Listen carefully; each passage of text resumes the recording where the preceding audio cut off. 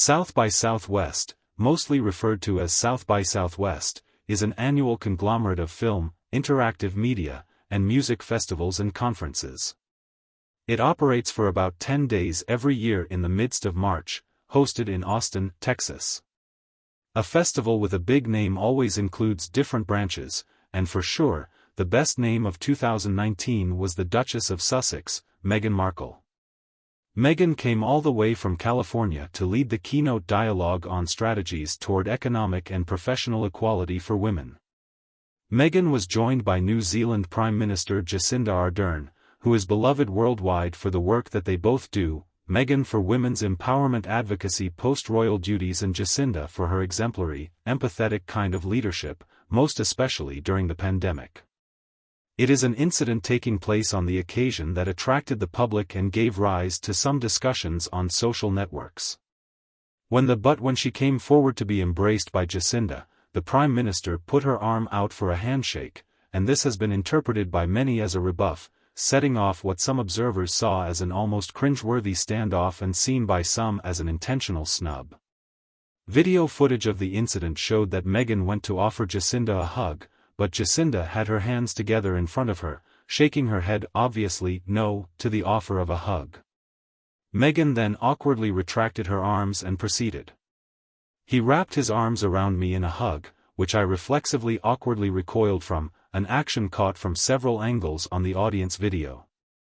The awkward moment between the two high-profile women quickly went viral, with many people offering their take on why Jacinda appeared to have brushed off Meghan's gesture. Some suggested Jacinda was following rigorous COVID-19 safety rules, no hugs, no handshakes. Critics pointed out, however, that she was ready to hug other participants before and after the episode.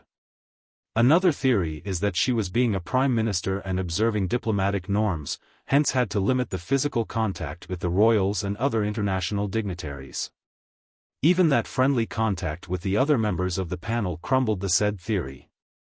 A third, more controversial interpretation holds Jacinda was simply loyal to the British crown, but she was busy signaling a distancing from Meghan, who has been in front of public scrutiny ever since she left a front-facing role in the royal family.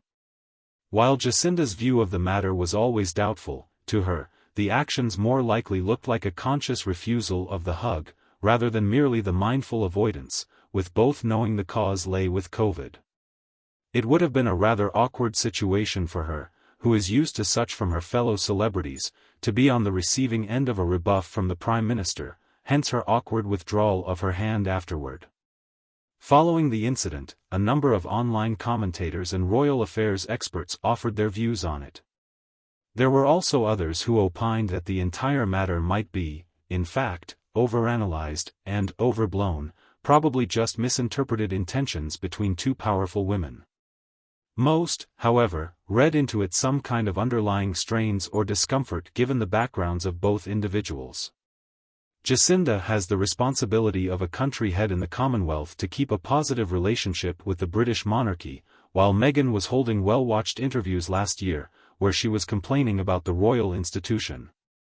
Whether that had been her intention or not, Jacinda's clear snub of Meghan's attempts to hug, seen in such a public forum, was an awkward diplomatic moment. It took something that was beyond doubt a great matter, a positive discussion on gender equality between two of the most visible female figures in the world, and turned it into something less inspiring. The palace has not commented on the incident, but it would be fair to say royal aides would not want such an awkward encounter for Meghan beamed around the world. For Jacinda, her office said that they would not explain the reasons for their refusal to make the friendly gesture.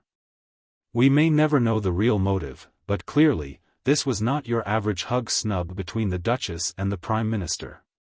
In any case, it is a small, awkward moment caught on video.